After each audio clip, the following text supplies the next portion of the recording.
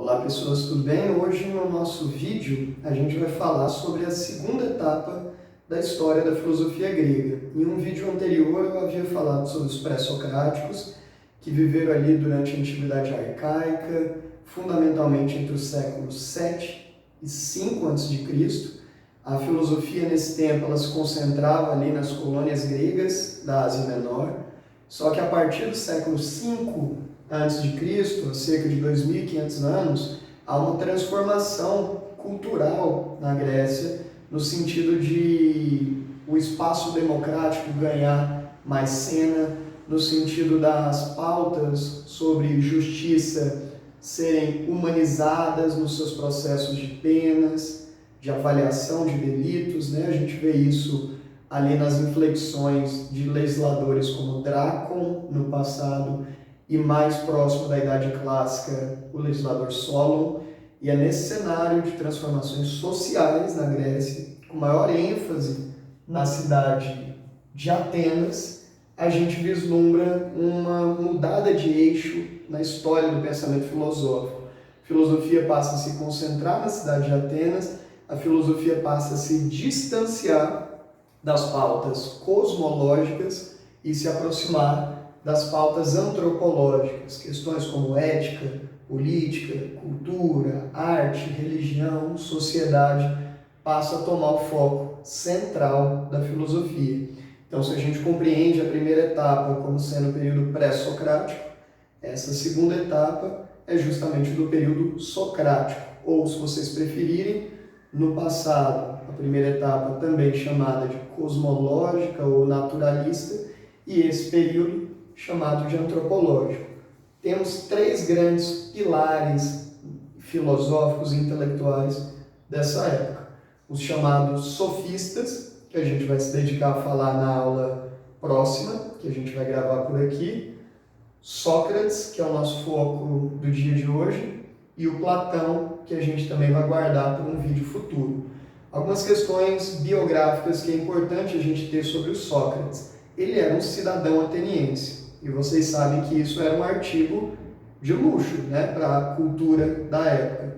Poucos eram cidadãos, né? Tinha que ser homem, filho de pai e mãe ateniense, nascido em Atenas, obviamente não poderia ser escravo, nem estrangeiro, não poderia ser mulher, ser maior de idade. Então havia toda uma construção que englobava um número muito pequeno de cidadãos. O Sócrates era. Além disso, ele se casou com uma mulher cuja família era dona de uma série de propriedades em Atenas, então ele tinha um tempo muito disponível para a produção filosófica, para o ócio filosófico, e nesse sentido passava o dia inteiro nas ruas de Atenas debatendo com as pessoas, e isso desencadeou numa dupla relação.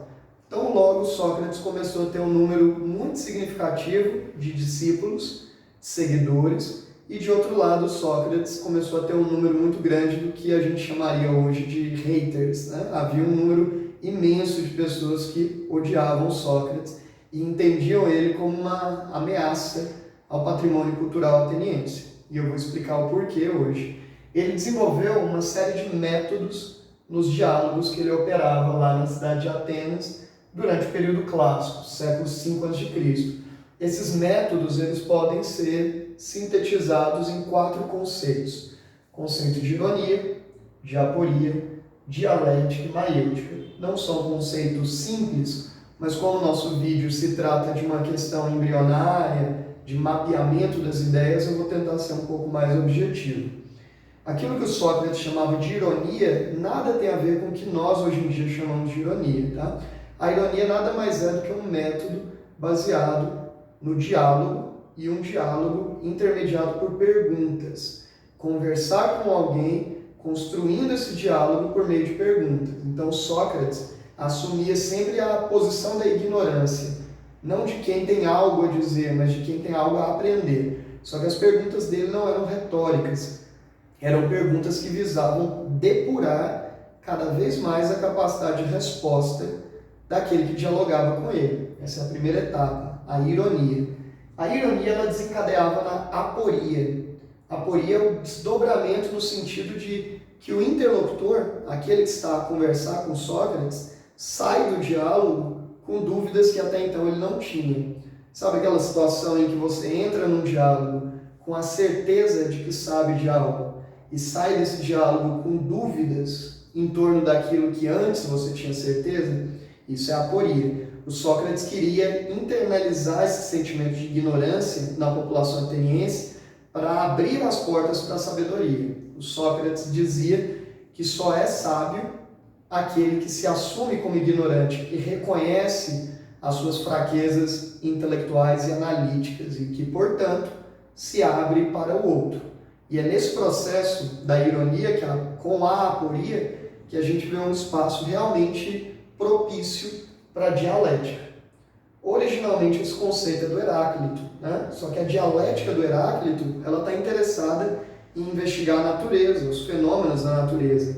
Já a dialética socrática ela é antropológica, está interessada na condição humana, no discurso, no debate, nas trocas de ideias. Nem todo diálogo é dialético. Para que um diálogo seja efetivamente dialético, é necessário que ambas as partes que estão ali a dialogar se abram, estejam realmente disponíveis ao outro. Ou seja, um diálogo não existe para ser vencido, um diálogo não existe para derrotar o outro, ou, numa terminologia nossa, do nosso tempo, um diálogo não existe para se fazer lacração, né? O Sócrates diria que um diálogo ele é estabelecido para gerar aprendizado. Eu entro num diálogo para aprender com o outro e para encontrar elementos sobre o meu eu, sobre a minha própria condição. Daí vem aquelas duas frases famosas do Sócrates, a do só sei que nada sei e a do conhece-te a ti mesmo, que a gente vai problematizar daqui a pouco. Quarto e último conceito é o de maiêutica, que é uma palavrinha grega que significa nada mais do que parto de ideias, parir ideias. Para o Sócrates, o papel dele não era o de introjetar conceitos e ideias nos seus discípulos e interlocutores. A sua meta era de ser uma espécie de condutor da ideia. A ideia é sempre sua e o papel dele é apenas possibilitar que você coloque para fora essa ideia, o que ele chamou de maiêutica. Não te dar as respostas prontas, te levar a chegar autonomamente a elas. E essa metáfora ele tirou ali da mãe dele, que era parteira, e ele alegoricamente, metaforicamente, se dizia um parteiro de ideias, né? Pois bem, por meio desses métodos ele construiu a base do seu pensamento, só que esse pensamento, como eu disse, gerou um mal-estar muito grande em Atenas. Um número muito grande da elite ateniense, dos cidadãos atenienses, consideravam Sócrates uma figura perigosa. Consideravam que ele estava afastando os jovens da mitologia grega, que ele estaria supostamente criando uma nova religião, que ele seria uma ameaça ao patrimônio cultural, à educação, à paideia, à educação ateniense grega, e que ele estaria corrompendo a juventude grega. Nesse sentido, Sócrates tomou um processo, e ele teve que responder a esse processo num ambiente chamado de aerópago. O aerópago era uma espécie de tribunal do júri, onde pessoas eram julgadas por crimes que geravam uma certa comoção popular.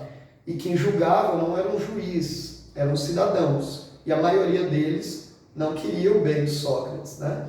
Então, por mais que ele tenha sido convincente na sua fala, e essa sua fala foi publicada num livro do Platão chamado Apologia a Sócrates, onde ele descreve as condições que levaram à defesa e à condenação de Sócrates, é lá que a gente vislumbra que, por uma diferença, inclusive muito pequena, ele acabou por ser condenado, mesmo construindo uma defesa bem consistente, apresentando seus métodos, mostrando que ele não era doutrinador ou coisa que o valha, né? Mas ainda assim ele acabou por ser condenado, foi obrigado a tomar um veneno com uma erva chamada cicuta, que desencadeou na sua morte, né?